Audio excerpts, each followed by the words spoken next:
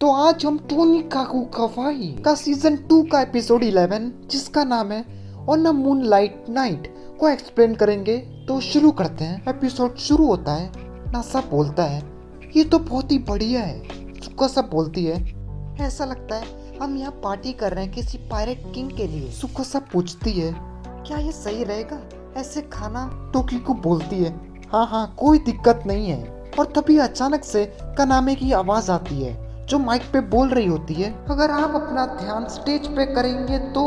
NASA और सुकोसा shock हो जाते हैं। कनामे बोलती है 2 साल पहले एक बर्फीली रात में हमारे लवर्स मिले थे। ओह वाह ये कितनी क्यूट है, मैं रुक नहीं सकता इसे किस करने को। नासा बोलता है अरे रुको। सुकोसा बोलती है ये क्या मोन्टेज चल रहा है। नाकिरी भी वही होती है। कनामे बोलती है ये सब नासा की सोच थी जब वो पहली बार सुकोसा से मिला था। मुझे उससे शादी करनी है। और तभी उसे एक ट्रक ने टक्कर मार दी, लेकिन उससे पहले उससे एक मौका मिला अपनी फ्यूचर वाइफ के साथ। उसको सुकोसा ने बचा लिया। अगर वो नहीं होती तो वो उसी समय मर जाता।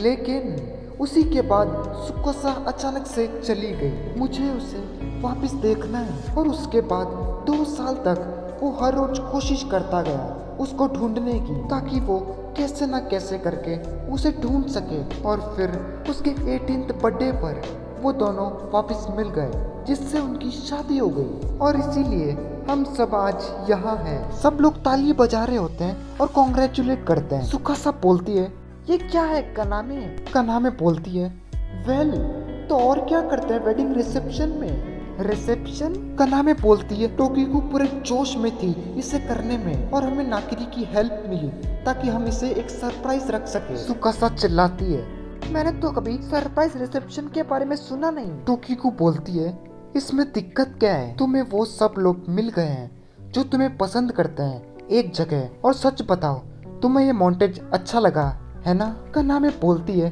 तो अब मैं बुलाना चाहूंगी हमारे स्टार्स को स्टेज पे। सुकोसा बोलती है रुको क्या क्यों। वेल ये सब तुम्हारे लिए ही है लेकिन हमने कभी नहीं पूछा। नासा बोलता है कनामे और दूसरों ने बहुत मेहनत की है हमारे लिए। नासा स्टेज पे पहुंच जाता है। सुकोसा बोलती है ठीक है तुम चाहते हो कि मैं वहाँ आ जाऊँ है ना। सुकोसा पूछती है अब हम स्टेज पर है तो अब क्या करना है। कनामे उसे एक स्पीच देने को बोलती है। सुकोसा बोलती है ये आसान नहीं है। ओह अगर ऐसा है तो नासा ये तुम्हारे लिए परफेक्ट चांस है। क्या मैं।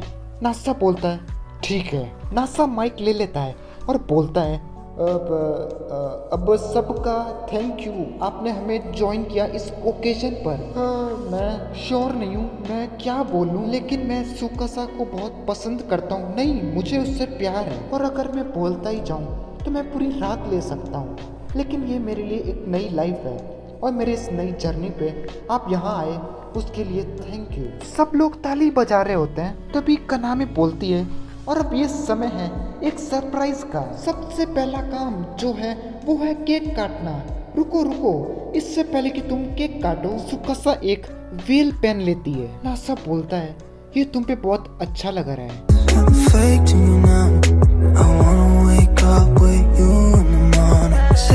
अब अगले सीन में नासा मन में सोचता है क्यों लोग शादी करते हैं। ऐसा माना जाता है पहले इजिप्ट में लोग रिंग पहनते थे जो वो एटर्निटी को दिखाता है। ये कैसे शुरू हुआ ये मुझे पता नहीं, लेकिन क्वेश्चन ये है कि लोग शादी क्यों करते हैं। अब अगले सीन में नासा आसमान में अलग अलग तारों के बारे में बता रहा होता है। नाकिरी बोलती है मुझे तो किसी में कोई अंतर नहीं दिखता। गिंगा बोलता है हाँ मुझे भी सब सेम ही लगते हैं। नाकिरी बोलती है अगर ऐसा ही है तो नासा बताओ वो लाल वाला तारा कौन सा है। नासा बोलता है वो एंट्रीज है, वो एक मेन हिस्सा है स्कॉर्पियन कॉन्स्टिलेशन का और वो 720 गुना बड़ा है सन से। और वो वाला ब्रेचियम है लिब्रा कॉन्स्टिलेशन का एक पार्ट और उसके ऊपर डबल स्टार सिस्टम जुपेनली गैनुबी। नाकिरी बोलती है मैं कंफ्यूज हूँ तुम इनमें डिफरेंस कैसे बता पा रहे हो। गिंगा बोलता है तुम कुछ भी बोल रहे हो है ना। नासा बोलता है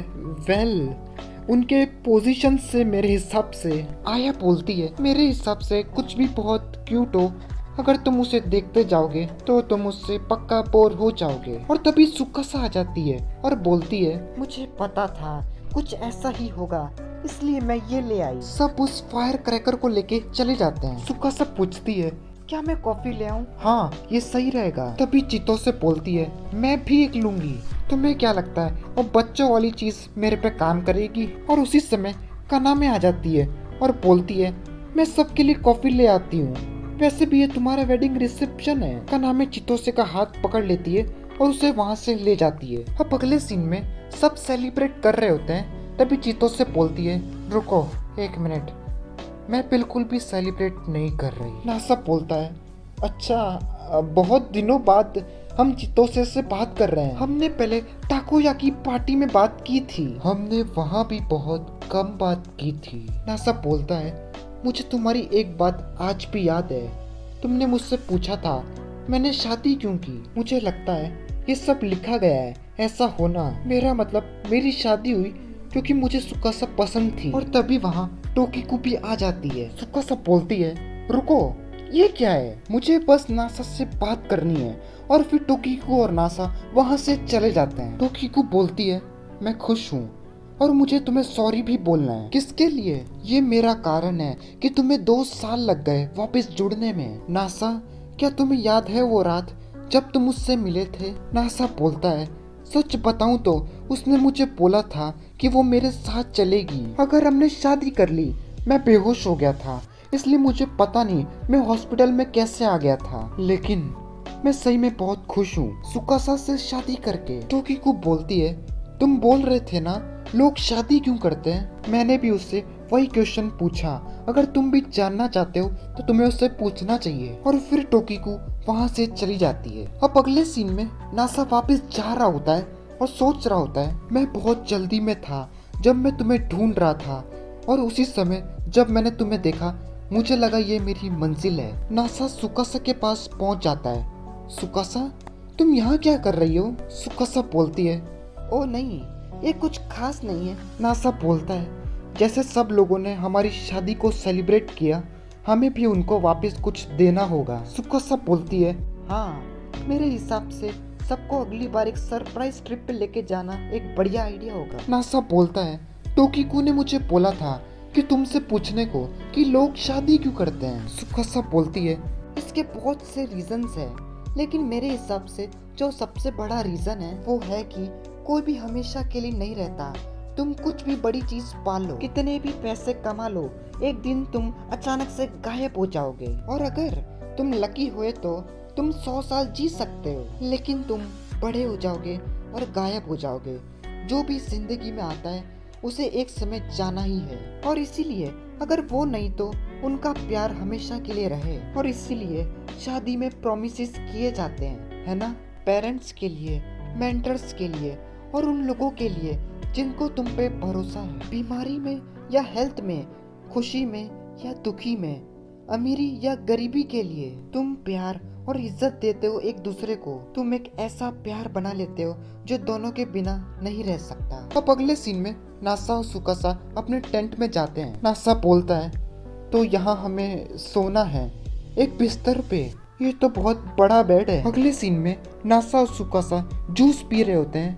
नासा बोलता है, क्या ये सही रहेगा अगर मैं थोड़ा पास आ जाऊं तो? हाँ श्योर। नासा सोचता है, हम यहाँ ऐसे कितनी देर रह सकते हैं? मेरा मतलब हमें सोने जाना है इस बड़े बेड पे, लेकिन हम एक टेंट में है जिसमें 0 साउंड प्रूफ है, तो अगर मेरी वाइफ कुछ आवाज करती है तो सब सुन लेंगे, लेकिन मुझे इससे कुछ ज्यादा फर्क नहीं पड़ता। तो फैसला हो गया। नासा सुकासा के कंधे पर हाथ रखता है। सुकासा पूछती है, डार्लिंग, ये हाथ किसके लिए है?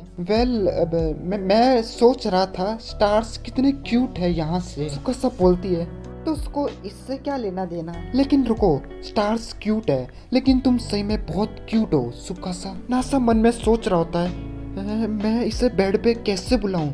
नॉर्मल कपल्स कैसे करते हैं? क्या वो सीधे चलो बेड पे चलते हैं जब उनका मन होता है? इसके लिए कुछ कोड वर्ड्स होने चाहिए जो एडल्ट्स इस्तेमाल कर सके।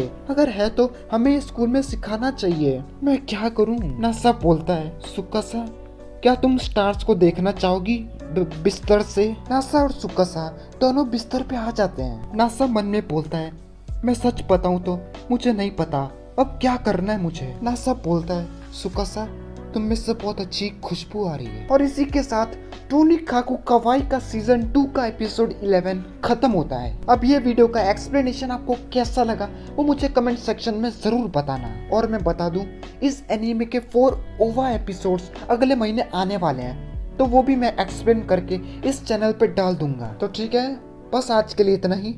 अब हम मिलेंगे नेक्स्ट वीडियो में, तब तक के लिए बाय बाय।